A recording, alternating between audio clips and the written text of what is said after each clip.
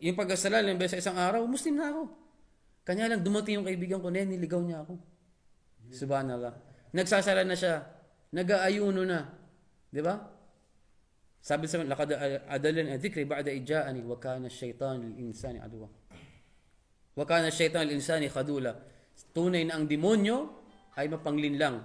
Subhanallah. Ibig sabihin, yung naging kanyang kaibigan dito sa mundo, tao siya, ngunit may ugali ng demonyo. No? Meron siyang taglay na ugali ni Iblis. Subhanallah. Kaya mga kapatid, piliin natin ating maging kaibigan. Wallahi, piliin natin ating mga kaibigan. Maraming tao na mabubuting tao, kahit di nga Muslim eh.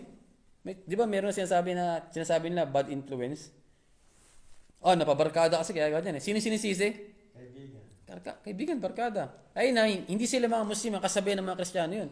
Napabarkada kasi. No? Natuto mag-shabu, uminom ng alak, mag-yosi. Dahil saan? Sa barkada. Sila kasabihan ng mga Kristiyano yun. Kung sinasabi nila yun, mas dapat nating, mas higit tayong dapat sa isang kataga na yun, sa isang pangungusap na yun, dapat nating higit na isabuhay yun. Na huwag tayong mapabarkada sa mga masamang kaibigan. Kaya mga kapatid sa Islam, piliin natin ating maging kaibigan yung tao na tutulungan ng ating pananampalataya, nalalay mapalapit kay Allah Subhanahu wa Ta'ala. Yung tao na kapag humihina yung iman mo, nandiyan siya para palakasin ka. Kapag may problema ka, papayuhan ka niya.